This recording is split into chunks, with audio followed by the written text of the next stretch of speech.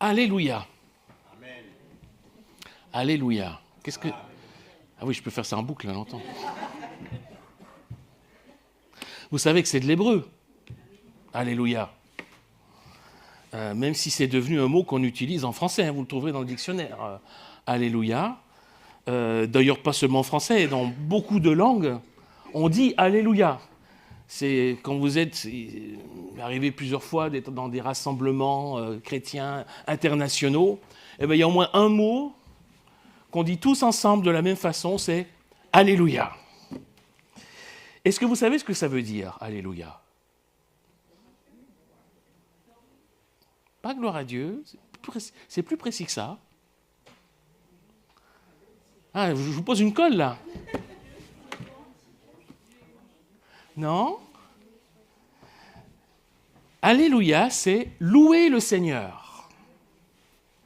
C'est un appel à louer le Seigneur. Quand vous dites Alléluia, c'est pour ça que c'est bien de répondre Amen. Quand vous dites Alléluia, vous dites aux autres, allez louer le Seigneur. Ou alors vous vous dites à vous-même, que je loue le Seigneur, quoi. Alléluia, louer le Seigneur. C'est un mot qu'on utilise quand même souvent dans nos chants, etc. Et on oublie parfois ce que ça veut dire exactement. Il y a d'autres mots hébreux qu'on utilise comme ça dans les églises. Il y en a un qu'on a utilisé juste là, mais plusieurs fois déjà ce matin, c'est le mot Amen. Amen, vous savez ce que ça veut dire, Amen? Alors, on traduit parfois qu'il en soit ainsi. En fait, c'est un mot qui vient d'une racine qui évoque quelque chose de solide, de ferme. Et quand on dit Amen à la fin d'une prière, c'est une forme d'approbation. C'est une façon de dire « je suis d'accord ». C'est vrai, oui, c'est vrai, ce qui est dit, c'est vrai, et je suis d'accord. Donc quand vous dites Amen, vous dites « oui, je suis d'accord » avec ce qui a été dit. Il y a d'autres mots qu'on utilise plutôt dans les cantiques, peut-être Hosanna, c'est aussi de l'hébreu. De grâce, sauve, ou Maranatha, viens Seigneur. Voilà, bon. C'est des mots qu'on utilise parce qu'ils sont empruntés à la Bible, on ne sait pas toujours ce qu'ils veulent dire. Mais c'est sur le mot Alléluia que j'aimerais m'arrêter en particulier ce matin, parce que cette formule, Alléluia, louer le Seigneur, elle commence et termine le texte que je vous propose pour la prédication de ce matin. Dernier dimanche de l'année 2025, eh bien pour terminer l'année, pour ce dernier culte, je vous propose de lire le dernier psaume de la Bible. C'est le psaume 150. Nous allons donc lire le psaume 150. En entier, il n'est pas très long. Je lis toujours dans la version de la Nouvelle Français courant. Alléluia, vous voyez, ça commence par là. Alléluia. Acclamez Dieu dans son lieu saint. Acclamez-le sous la puissante voûte des cieux.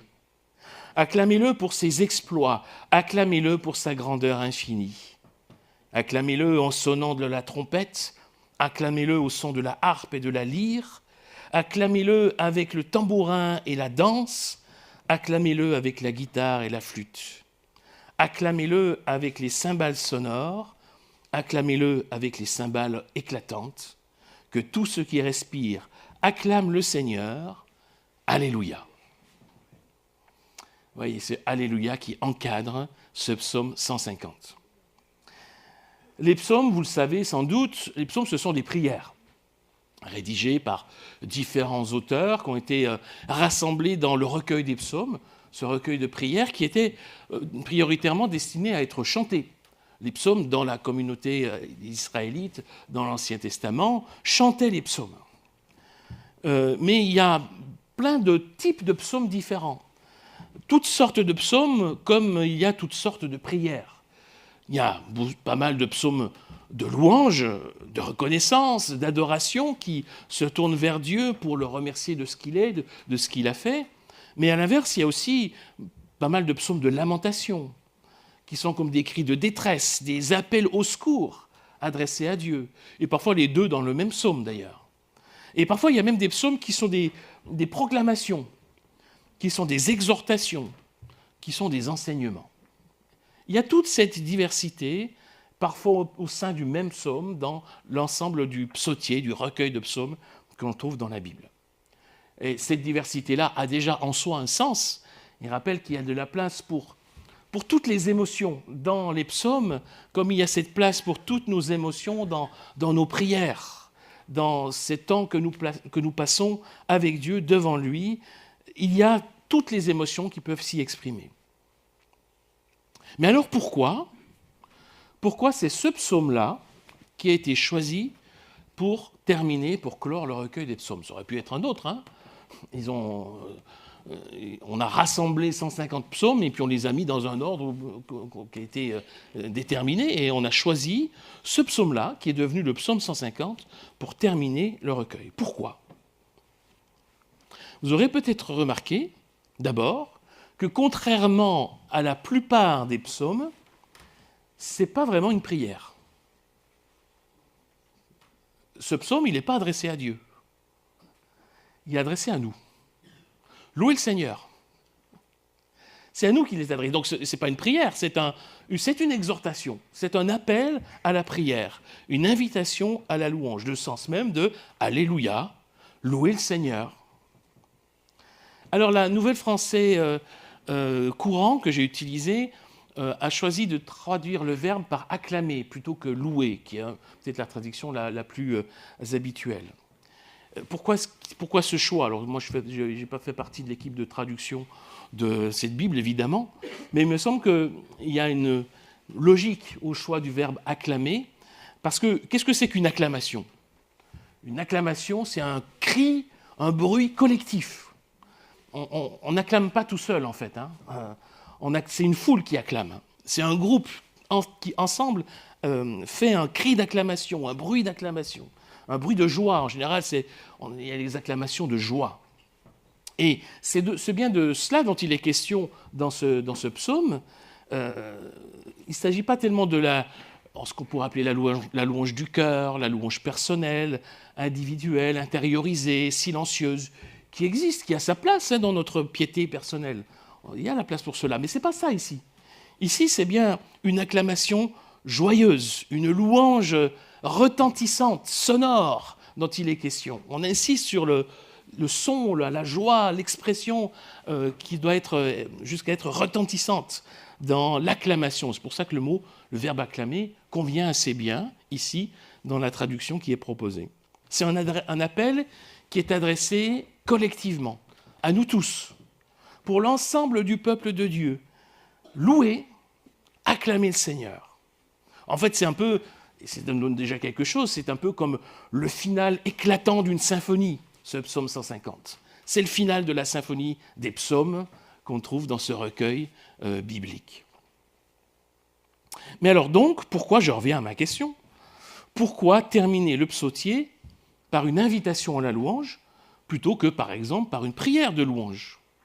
Ça aurait été bien de terminer le psaume par une louange à Dieu, par une prière d'adoration, de louange, de reconnaissance. Ce n'est pas le choix qui a été fait. On termine par une invitation à la louange. Je me dis que c'est peut-être, justement, pour nous inviter à continuer. En fait, c'est intéressant de se dire que ce psaume 150 ne se termine pas par « Amen », mais par « Alléluia ». Amen, c'est « oui, je suis d'accord », on arrête, on passe à autre chose. Alléluia, c'est on doit continuer. Alléluia, c'est un appel qui nous est adressé. Louez le Seigneur. C'est comme ça que se termine le psaume.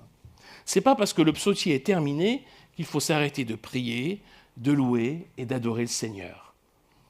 Le dernier psaume de la Bible est une invitation à continuer.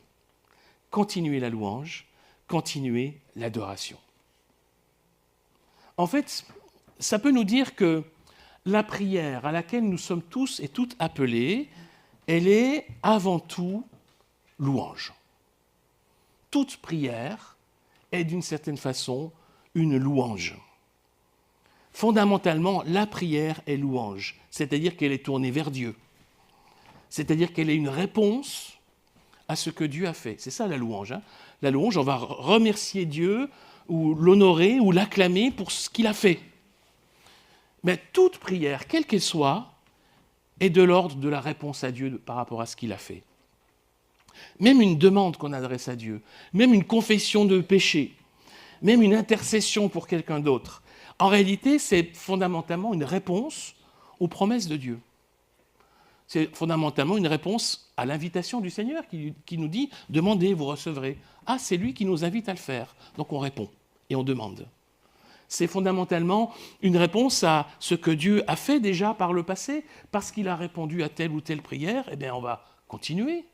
On va répondre à son action, répondre à sa fidélité, répondre à ce qu'il a fait par le passé pour lui faire confiance pour l'avenir. Fondamentalement, la prière, toute prière, est de l'ordre de la louange. Et finalement, toute notre vie de croyant doit nous conduire à cela, à la louange. C'est pour ça que ça se termine de cette façon-là, le psautier, d'une certaine façon. Notre vie de croyant, tout entière, est appelée à être louange, c'est-à-dire une réponse reconnaissante à l'œuvre du Seigneur en notre faveur. C'est ça la vie du chrétien. C'est répondre, non seulement par des paroles, mais par nos actes, par notre façon d'être, notre façon de vivre, répondre à ce que Dieu a fait pour nous. Et le répondre avec reconnaissance, c'est exprimer notre louange. Que notre vie soit une louange. Alléluia. Voilà l'exhortation que nous recevons. Alors, acclamez Dieu. Voilà, on va revenir sur, parce que ça, ce verbe, vous l'avez vu dans le psaume, il revient à chaque fois. Hein. Acclamez Dieu pour ceci, acclamez Dieu pour cela. C'est l'ensemble du psaume qui va dans ce sens. Et c'est ça que dit le psaume. Il nous invite à l'acclamer. Mais alors, acclamer Dieu, ça veut dire quoi? Où faut-il l'acclamer? Acclamez Dieu, verset 1, dans son lieu saint, acclamez-le sous la puissante voûte des cieux. Premier lieu qui est mentionné, c'est le lieu saint. Le lieu saint, le sanctuaire, c'est le temple. Et évidemment qu'on va penser à ça d'abord. Pour nous, on va se l'approprier en disant, voilà, c'est au culte. C'est au culte le dimanche matin. C'est là qu'on se rassemble. On se rassemble au culte, à l'église, et c'est là qu'on va acclamer le Seigneur. C'est juste, bien sûr, c'est tout à fait vrai. Mais vous remarquerez que le psaume ajoute immédiatement « Acclamez Dieu sous la voûte des cieux ». C'est où ça? C'est partout. En fait, c'est partout. Certes, il y a un temps particulier dans le rassemblement des croyants. Alors ça se faisait au temple, aujourd'hui ça se fait ici, à l'église, ou dans toute église. C'est un lieu particulier de l'acclamation, pour l'acclamation de Dieu, mais on ne peut pas le limiter à cela. Non. Il s'agit de le louer, de l'acclamer, sous la voûte des cieux, c'est-à-dire n'importe où, partout, où qu'on soit, où qu'on se trouve, on est sous la voûte des cieux. Ce qui veut dire aussi que, en réalité, il n'y a pas de lieu saint, qui seraient les lieux exclusifs de la louange et de l'adoration. Ou dit autrement, mais ça veut dire la même chose, n'importe quel lieu peut devenir un lieu saint, c'est-à-dire un lieu de la présence de Dieu, un lieu où on peut louer, acclamer, adorer le Seigneur. Et ça, c'est possible n'importe où, dès le moment où on se trouve sous la voûte des cieux, c'est-à-dire n'importe où. Et ça nous dit, ça nous rappelle que si notre vie est louange, alors elle ne devra pas l'être seulement au temple ou à l'église, le dimanche matin.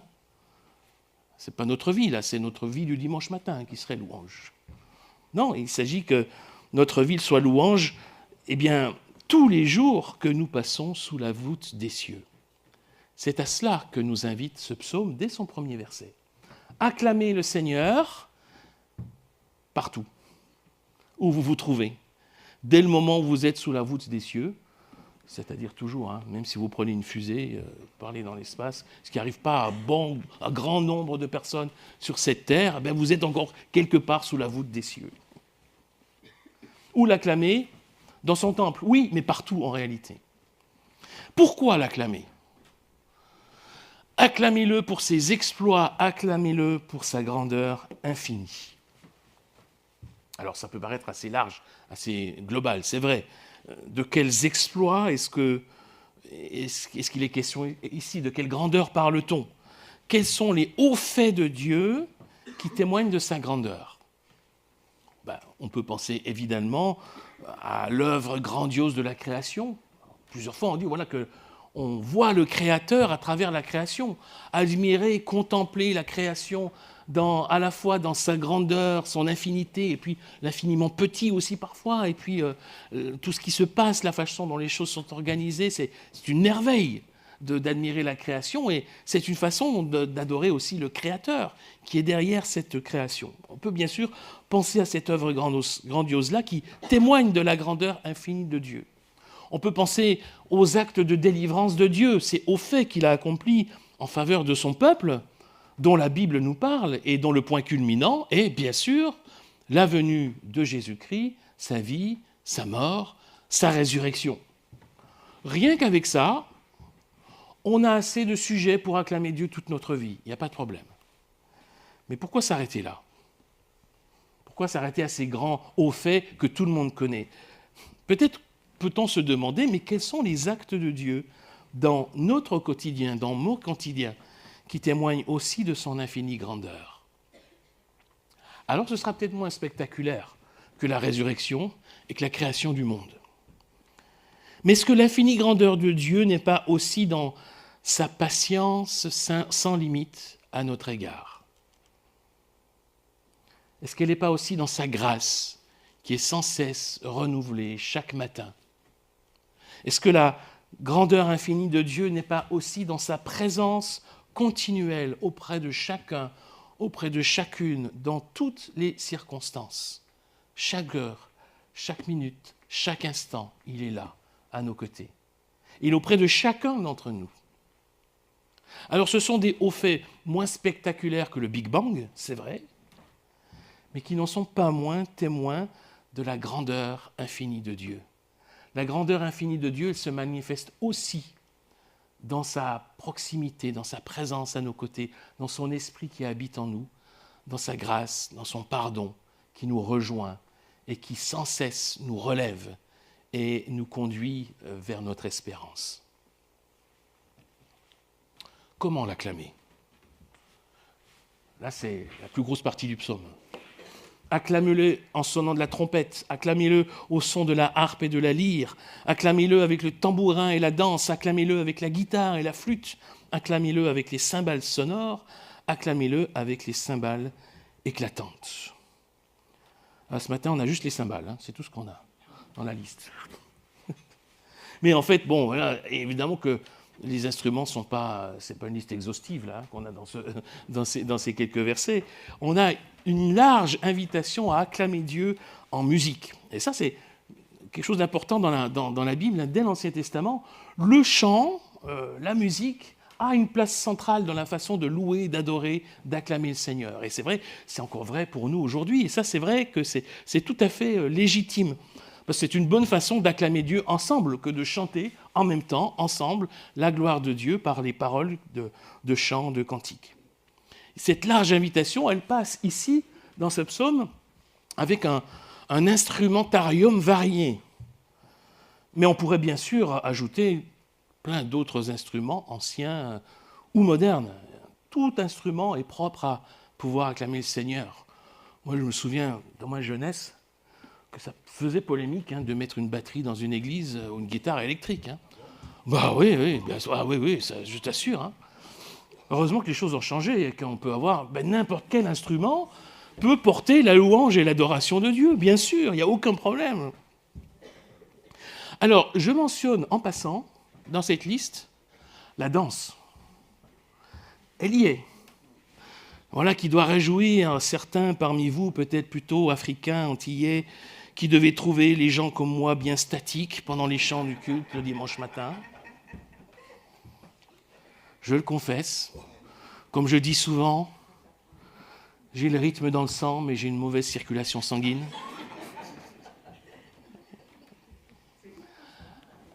Alors mes amis, Huguet, tous les autres, dansez.